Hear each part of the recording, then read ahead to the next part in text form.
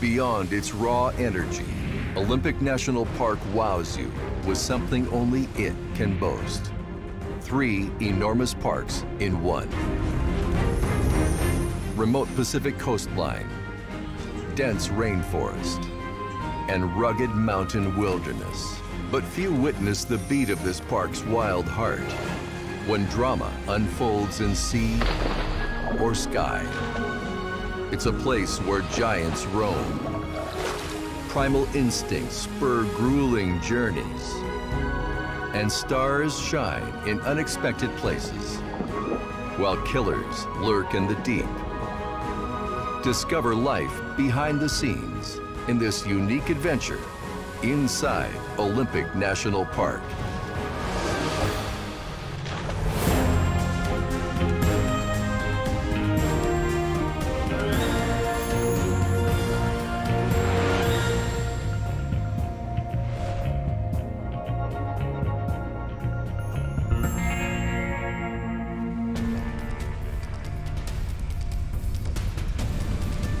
Beyond the breaking surf, the coastline of Olympic National Park may look calm, but just offshore, trouble is brewing. It's a pod of killer whales. To survive in these frigid waters, an adult can burn 200,000 calories a day, which means orcas always need to hunt. With their keen senses, they know what's going on for miles around them. And they've set their sights on a nearby colony of stellar sea lions. Sea lions are safe while lounging on the rocks, where they breed and raise their young. But in the water, they have to watch their backs.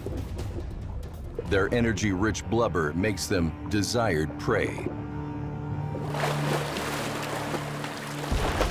Too late, they sense the danger. Outswimming the whales is impossible. Being faster than a fellow sea lion is the only ticket to survival. But this gang of orcas rolls fast and furious, the largest warm-blooded apex predators in the oceans. They have no intention of going hungry.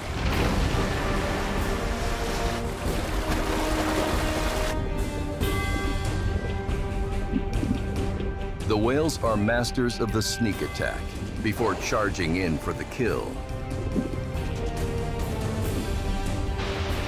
They thrash their victim senseless or toss him in the air until he weakens. A half-ton sea lion is no match for a 10-ton killer whale, but a nasty hit like this still takes teamwork.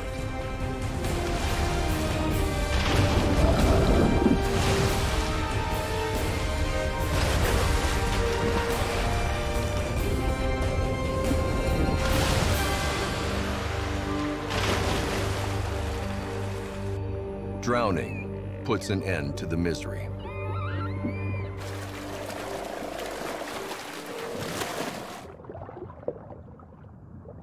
Sea lions are always at risk for whale and shark attacks, but they too hunt their share of smaller prey along the park's 73 miles of pristine coastline.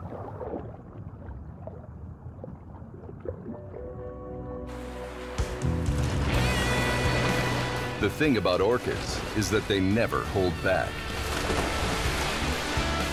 Forget the carnage. A successful hunt appears to be a reason for a victory celebration.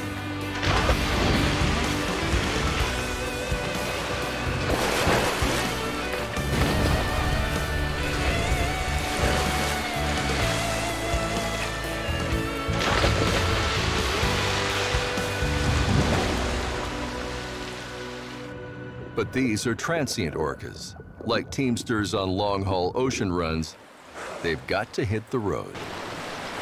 They'll continue to troll the coast from Alaska to Southern California in search of the next meal.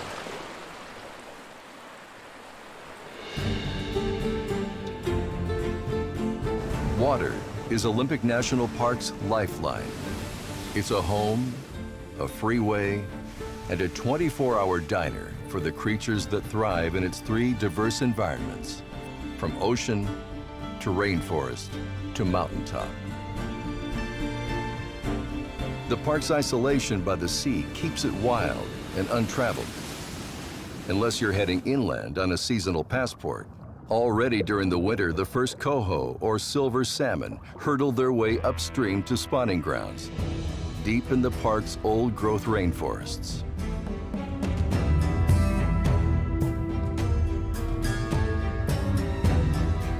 It's a punishing journey, and it's taken the salmon a couple of years to grow strong enough to leap many feet into the air, like true Olympic athletes. But the drive to reproduce is a powerful motivator.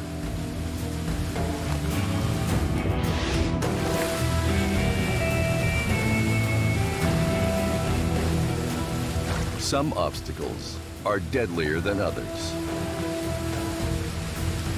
Like a female black bear doing some evening fishing when her fur is less visible to the sharp-eyed salmon. She has to be patient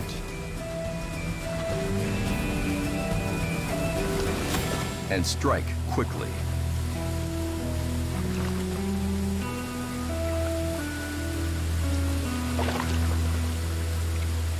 A successful catch means this mother can share a rich, high-calorie meal with her two hungry cubs, instead of foraging for plants or insects. Right now, food is everywhere. But the season's first salmon runs provide the best source of protein for the bear family.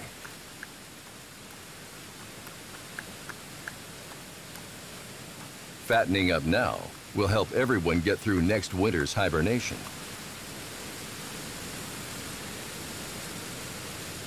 And with the family now well sated, some lucky coho can speed on through, guided the final miles to their native streams by their sense of smell. For the salmon that make it home, life isn't getting any easier. They've got to sneak by some unwelcome and probably ravenous company. It's a family of North American river otters caught up in daily rituals. They groom their thick waterproof fur to keep them insulated in cold water.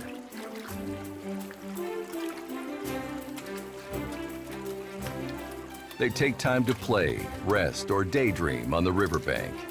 The coho may just get by unscathed. After racing for miles, he crosses the finish line. Now he's ready to mate, if he can fend off a rival. With hooked noses and flashy red flanks, these males bite and display to show they've got swagger. While the plain-looking dwarf male rockets up from the far side of the stream, where he's been spying, and stations himself behind the female. These small males mature faster than the hook noses and may be genetically superior mates. It's going to be brain versus brawn.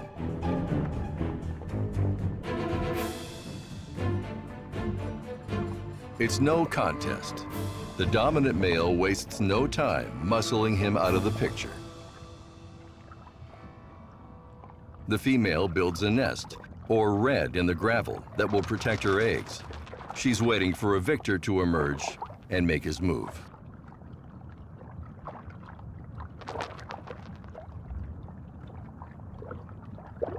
A little stroking to get her in the mood. A courtship dance. And after the final touches to her nest, she signals with her anal fin that she's ready to lay her eggs. The male hovers nearby to fertilize her hundreds of pea-sized eggs before his rival can. These shallow streams, where salmon life begins and ends, will serve as a nursery for the spawn over the months it will take the eggs to hatch.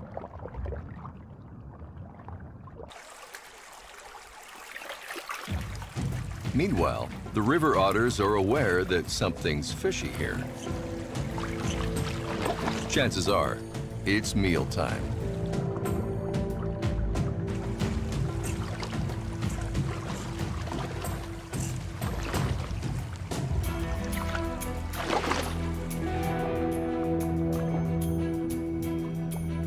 Otters are expert swimmers, gliding through water with webbed feet and powerful tails.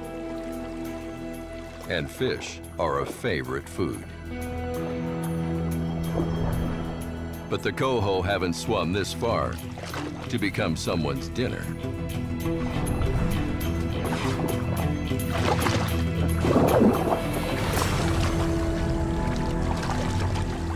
Too slow to outrun a hunter, this 10-pound salmon will make a feast for the otter and his entire family.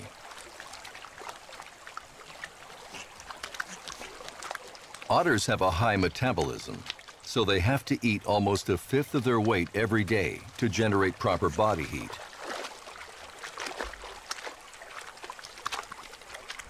As long as there's enough food, they're at home in almost any water environment.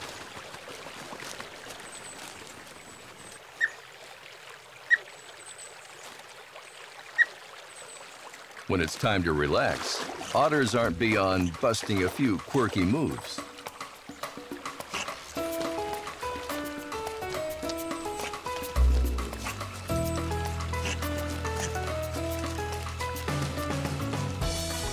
This scent marking isn't a way of claiming territory as it is for many carnivores.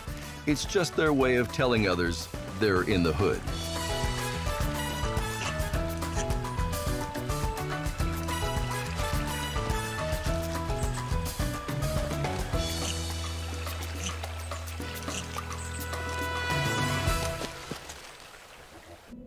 But look to the sky, and Mount Olympus makes it clear this isn't just any old walk in the woods. The park is more than 4 times the size of New York City.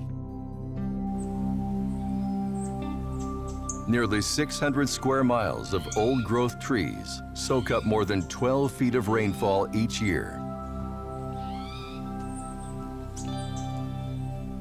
Plants and wildlife found nowhere else on Earth have made Olympic such an exceptional park that UNESCO designated it as a World Heritage Site. This is also the home of the world's largest unmanaged herds of Roosevelt elk.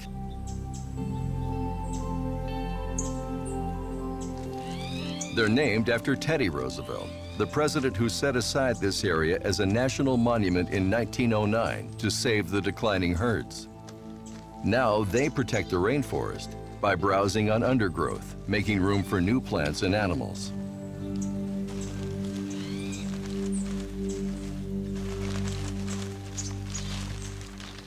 But this half-ton bull isn't someone you want to butt heads with.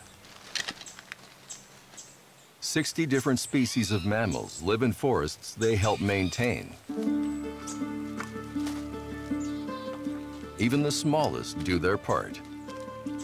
When a squirrel eats a fir cone, it scatters seeds. It's one way new generations of Douglas fir or Sitka spruce get their start. The cycles of new and old growth keep this forest healthy. So do Olympic's vast networks of fresh water. And its protected status keeps it safe from commercial clear-cutting, the timber harvesting that wiped out much of the old-growth forest beyond the park.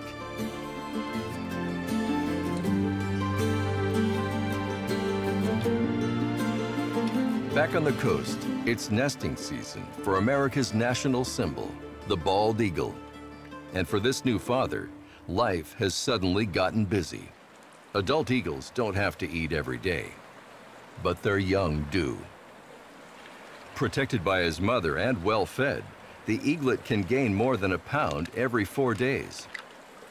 The chick is only a few days old, doing what all babies do best: eat and eliminate. Being a good provider takes a sharp eye to spot the prey, and the skills of a fighter pilot to snare it. Today, that may mean a showdown with a rival hunter. A true opportunist, the eagle takes advantage of a raft of sea lions stirring up supper. It's herring season on the Olympic Peninsula, a free-for-all for anyone who swims or flies. A scavenger like a bald eagle probably won't attack live sea lions, but he won't hesitate to steal their food if he can.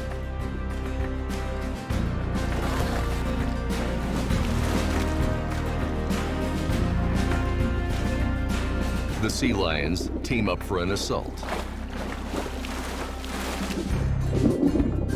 while the fish do their best to leap out of harm's way.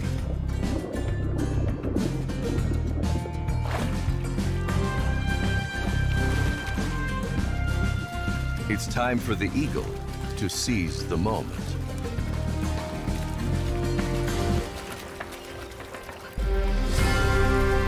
With a quick swipe of the talons, he collects his catch. A lucky break, because it's been estimated that eagles snare prey only once every 18 tries. Guarded with tinted wings, the snack will have to pacify the greedy chick for now. Harsh winds and strong Pacific currents constantly shape the Olympic National Park's dramatic landscape, creating spectacular formations like Point of the Arches,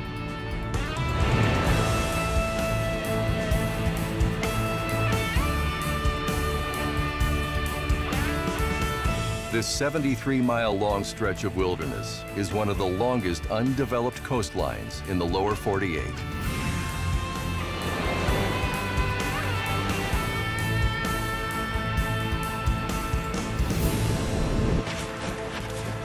Most visitors experience only a fraction of the park's secret life, because so much of the action happens underwater.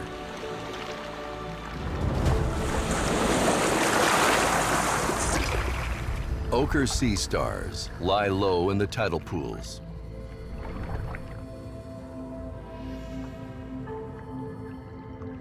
They're a key species here because they keep the mussel population in check, and that keeps rocky real estate available for anemones and other small sea animals.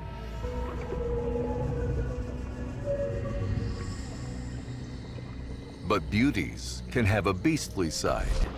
This sunflower sea star has a 3-foot-wide arm span and a taste for sea urchin.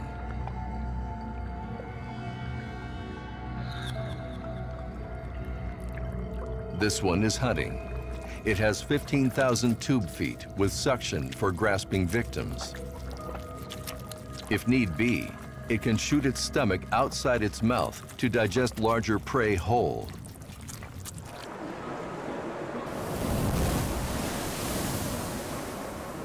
Just offshore, the shallow coastal waters are also a refuge for marine mammals, such as the sea lions that hang out on the rocks, or hunt beneath the sea, here in their own enchanted forest.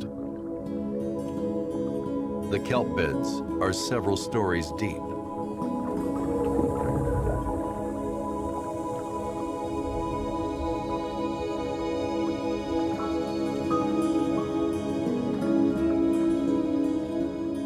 There are seals, and the animal you might call the keeper of the kelp beds, the sea otter. They prey on clams, abalone, and sea urchins. Without them, small undersea life would overgraze, destroying the kelp forests that feed and protect marine mammals. It's rare to see a mother and pup with a male escort. Males are often a threat to the pair and might even keep the pup hostage until the female surrenders her food. For many years, being an otter was risky business. They have the densest fur of any mammal. By the early 1900s, they'd been hunted to extinction here on the Olympic coast, and only a few thousand existed worldwide. Sea otters were reintroduced to the region in 1969. They're still endangered, but rebounding thanks to recovery efforts.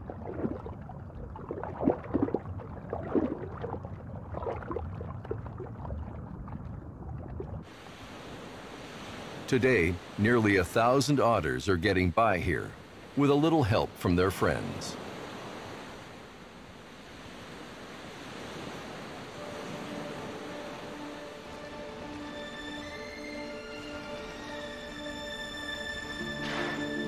Gray whales were also hit hard by overharvesting, but now they're back in force. As the seasons change, they lead their calves north from Mexico to feeding grounds in the Bering Sea. The calves are only 3 months old and already marathon swimmers in one of the world's longest known mammal migrations.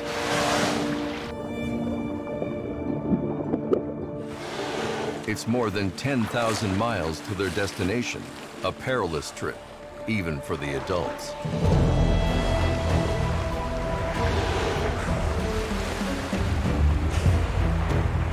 Because there are killers on the loose. Transient orcas, the only enemies smart and strong enough to turn a gray whale's journey into a nightmare. And they're closing in on the pod. Off the coast of the park, a pack of transient orcas hunting together can overpower even the largest animal on Earth, the blue whale. But they also go after the grays with a vengeance. If they can, gray whales will escape to extremely shallow water beyond the breakers. They're in their comfort zone here, where the orcas can't drown them. The killer whales might trap him here, but hiding was probably a good move on the part of this male. But the transients are already homing in on another target. Orcas stalk their prey to exhaustion in high-speed, long-distance chases. They can easily wear out an adult gray whale, much less a young calf.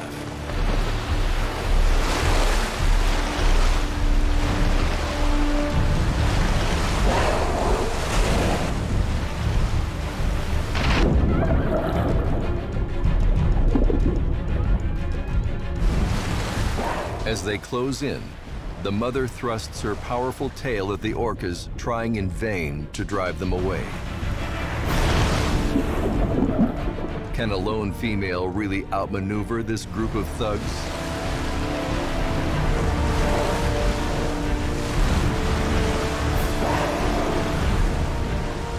Wrapping a protective fin around her calf, she tries one last time to shield him.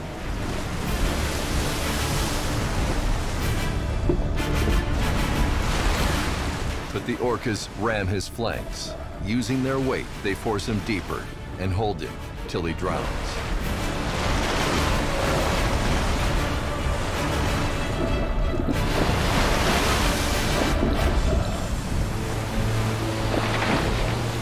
The calf didn't stand a chance.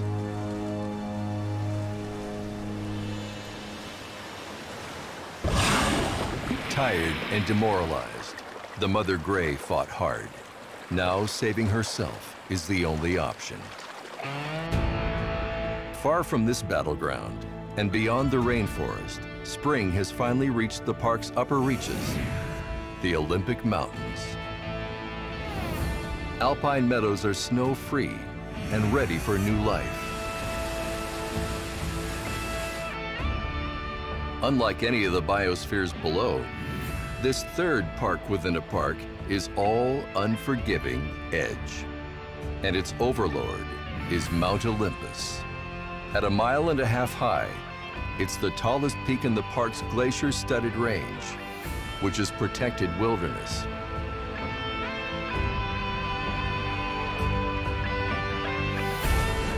It's a panorama most visitors see only from the heights of Hurricane Ridge. But far from prying eyes, drama is brewing. The warm weather has awoken Olympic marmots, ravenous after months of hibernation. It's not too early to pack on the pounds that will get them through the next winter. These rodents may be the most extroverted mammals in the park. Adults are about the size of house cats. These little guys are world famous. Olympic marmots evolved in this park and live nowhere else. But they're not immune to predators. And nothing can ruin their day, like a young bald eagle on a hunt.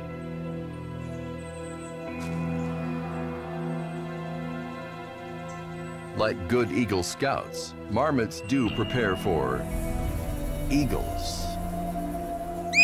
Guard duty is serious business.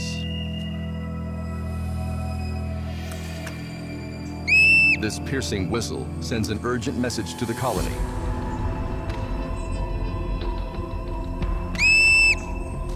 Run for cover, now.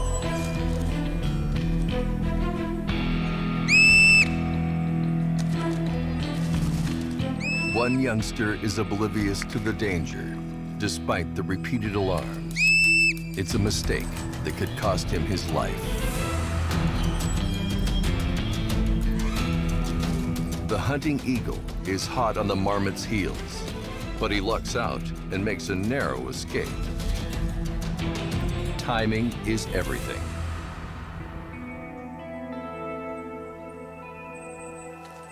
Today, it's marmots 1, eagle 0, here in the alpine meadow. Let no one underestimate the survival skills of the little guys.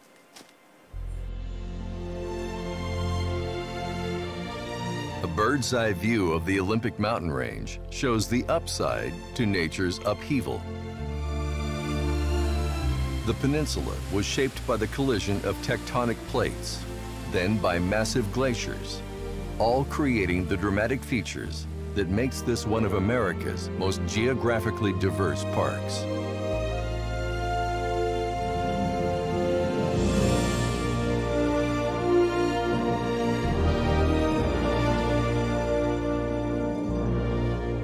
Here too, water contributes to the park's visual magic.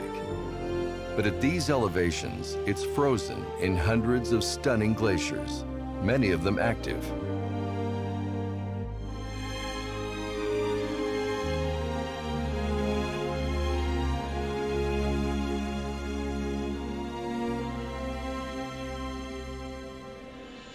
In July, the alpine meadows come into full bloom. Even the black-tailed deer from the forest hike up for a meal with a view, vexing the year-round residents. For this very brief season, life at altitude is lush. Not so in a few more weeks. Marmots are among the few that brave the harsh early winters here. Some have already doubled their weight and will soon disappear down their burrows.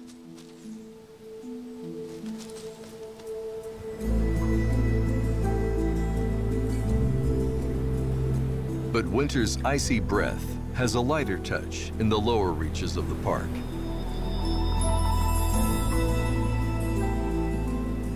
Down here on the west side, the misty hills are a sign that summer is still in full swing. Rainfall drenches these temperate forests, making Olympic one of the wettest spots in the U.S.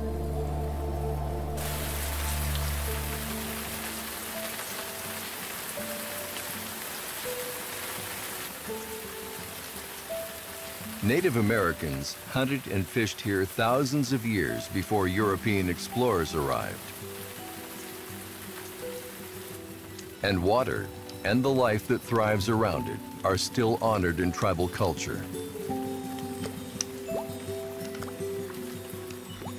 One legend holds that when humankind was placed on Earth, water volunteered itself as a gift to help us survive.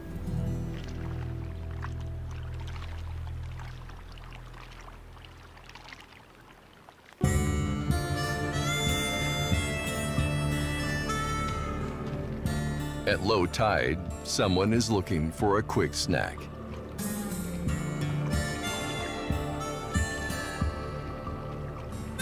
Usually that means plants, but black bears are omnivores, good at sniffing out a meal almost anywhere. They're not picky. Huckleberries in season, insects, young tree bark, and salmon, once they return in the fall. On today's menu, fresh crabs. Handling them takes some practice, but once you get the hang of it, you're in for some gourmet dining.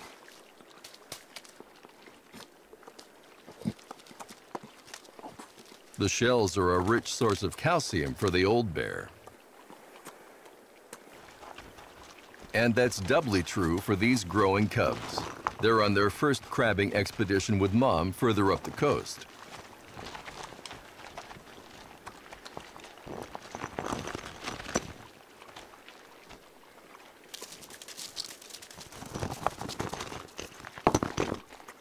Like any good mother, she places a high priority on their education. They'll need skill and instinct to survive once they're on their own more than a year from now. So it's time to watch and learn from the best. But sometimes dipping your paws into something new, especially something that can pinch back, takes a little nudging. First try, no luck.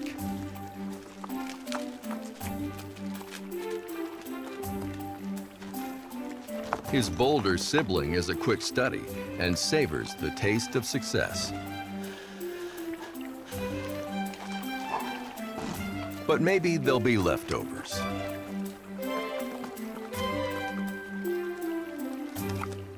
This mother may be a strict taskmaster, but she'll never let her cubs go hungry or stray into harm's way. Suddenly, she's on high alert.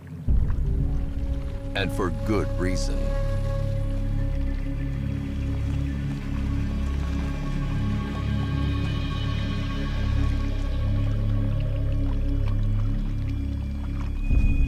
An adult male is a serious threat to bear cubs. These cubs may belong to a rival, and he might kill and even eat them. Time to make a safe getaway. But a mouth-watering feast distracts the hungry male. Harbor seals, trying not to lose their cool. So far offshore, there's no way he can get to them. But these roving gangsters are always out for fast food, and they can. Trying to outrun a killer whale isn't a smart strategy for seals. Going into hiding in the dense kelp forests is. Transient orcas are great at terrorizing the neighborhood. The web of tangled kelp may conceal the seal from the sharp sonar vision of the whales. He's safe for now, but puzzled by a new trespasser. It's a research ROV dropping into a deep-water canyon just north of the park in the Strait of Juan de Fuca. The ocean floor is an alien world, full of creatures that go bump in the night, like this plain-fin midshipman.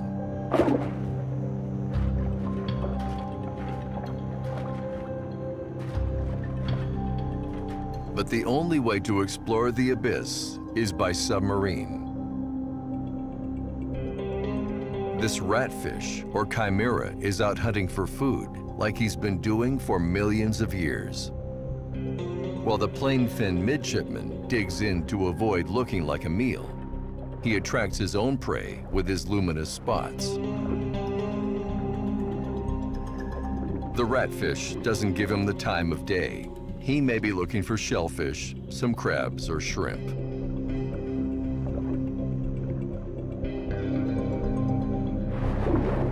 But the plain-fin midshipman isn't taking any chances. Some call the ratfish a ghost shark for his otherworldly glow and enormous, spooky eyes. His ancestors were around long before the dinosaurs. but can still strike like lightning when an unsuspecting victim comes his way. He must be doing something right. He hasn't changed his look or his ways in 150 million years. There are bright spots in this sea of darkness, but it's a place where terror can strike anyone, anytime.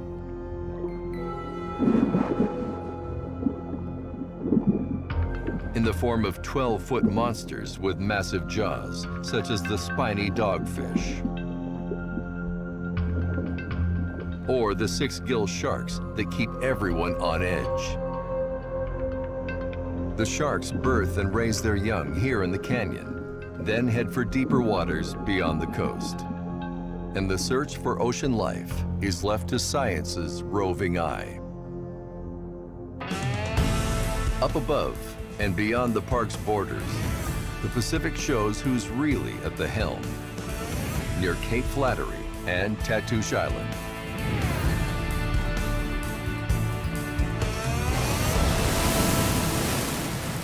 Here at Washington's northwestern edge, the seas are always angry. But it's a surfer's paradise to this colony of common murre. They're seabirds that come ashore mainly to breed.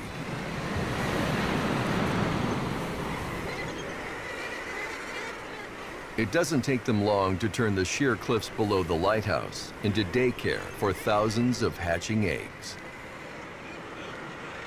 Common murres are faithful, not only to their mates, but also to their breeding grounds, as long as the ocean remains rich and bountiful.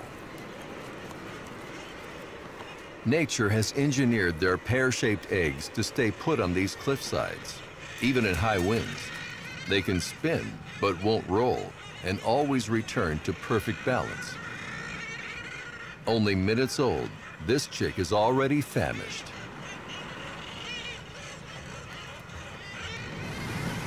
Herring and sand eels are there for the taking, but common murres have a laid-back approach to fishing, minus the shades and sunscreen. Sometimes you just have to let the banquet come to you.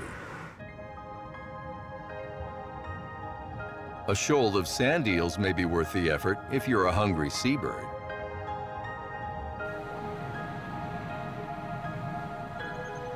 But it's best not to startle the prey, because when sand eels panic, no one can match their disappearing act, and the common murres are left to scramble for another snack.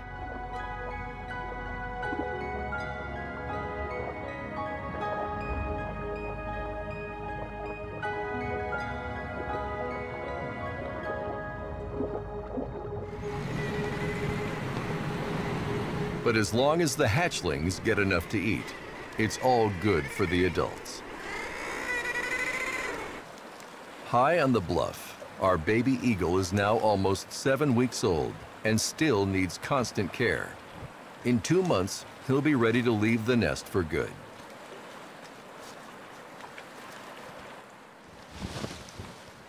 Until then, between making home improvements and keeping him fed, both parents have full-time jobs.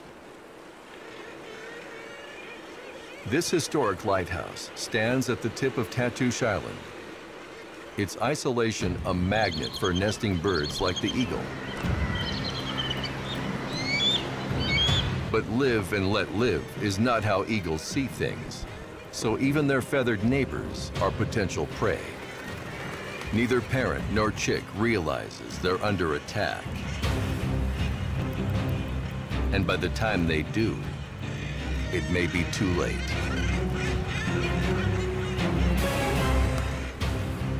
Hungry eagles will always go for the expedient kill. It's nothing personal. But with no place to hide, that makes murres the perfect marks. In no time, it's total mayhem. The eagles are out to prove who's at the top of the food chain. Without a doubt, there are going to be casualties. Especially among the most vulnerable.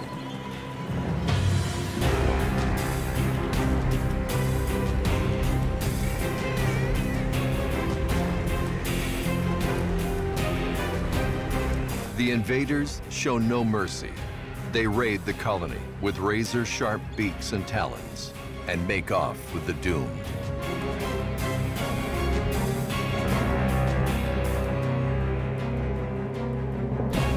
Almost powerless to defend themselves, the Murs can only mourn their losses.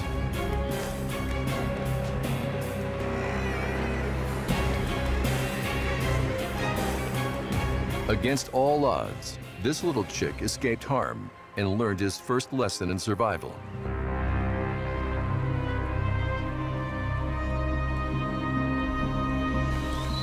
Eagle chicks face different challenges. They grow at a faster rate than any other North American bird and need a lot of food and constant parental supervision. Even so, only half will make it through their first year. It takes 5 years for the fledgling chick to become a sexually mature adult. That's when he'll develop his distinctive white head and tail feathers and his magnificent plumage. No one said the path to national celebrity would be easy.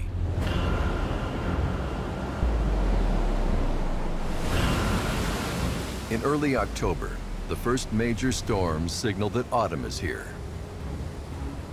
It's the season when the peninsula's normally turbulent seas pound the Olympic coastline with extra fury.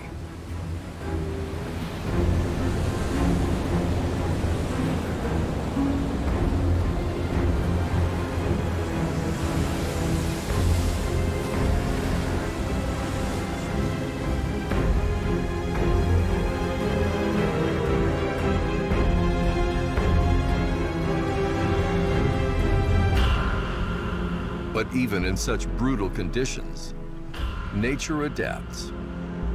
And there's a method to her madness. In the storm's wake, the Strait of Juan de Fuca enjoys a little calm. And a gift sent in on the tide for the area's resident orcas, salmon. So today, they're going fishing. Unlike the transient orcas, residents don't hunt or eat marine mammals, just fish. They're following the autumn migration of Chinook, or king salmon, to freshwater spawning grounds. The leader of this pod is a matriarch, thought to be more than 100 years old.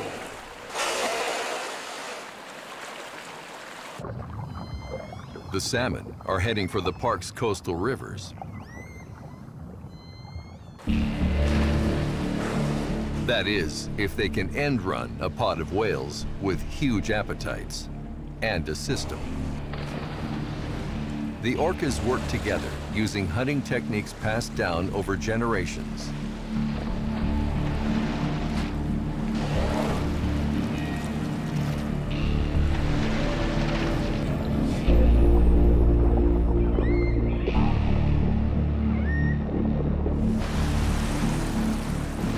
They coordinate the attack with high-pitched vocalizations and stun the fish with tail flukes before pouncing on their movable feast.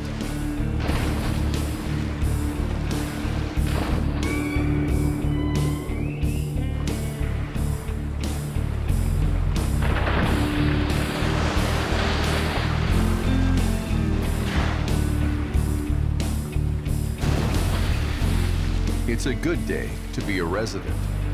And like their transient cousins, they too seem to celebrate their success.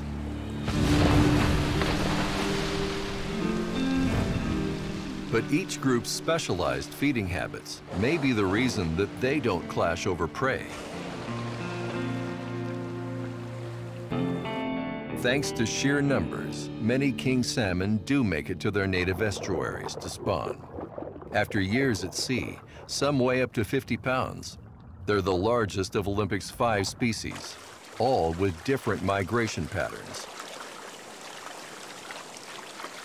The salmon make their last stand here, moving further upstream, laying and fertilizing eggs at intervals.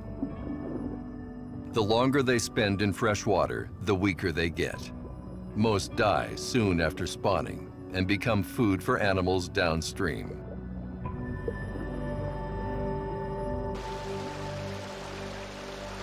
Others, like the American dipper, make good use of the salmon migrations, diving to steal their eggs and larvae. Each female Chinook lays about 5,000 eggs, timing her deposits to give her young the best chance at survival. But many of these tiny salmon fry will never mature and make it out to sea. Their huge nests are easy to find and would lead any hungry bird into temptation.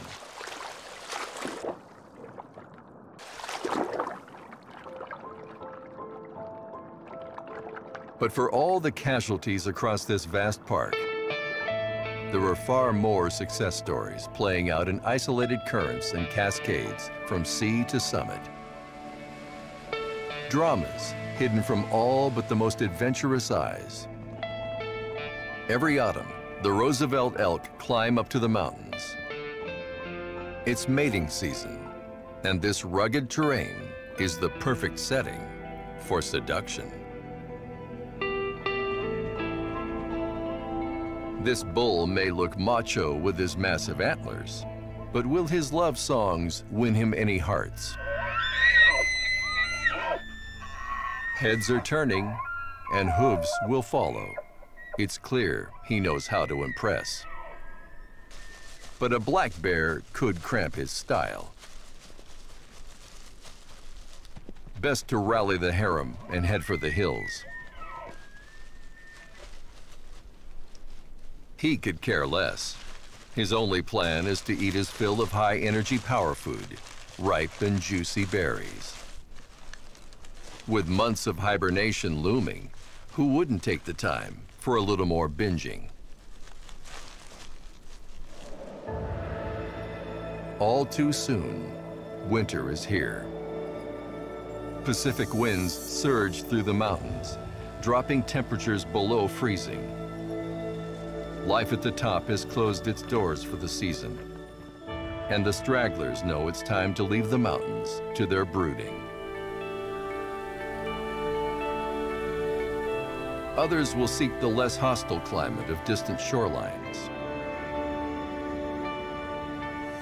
And winter will cast a wide veil, keeping the secrets of these three parks within a park under wraps for now.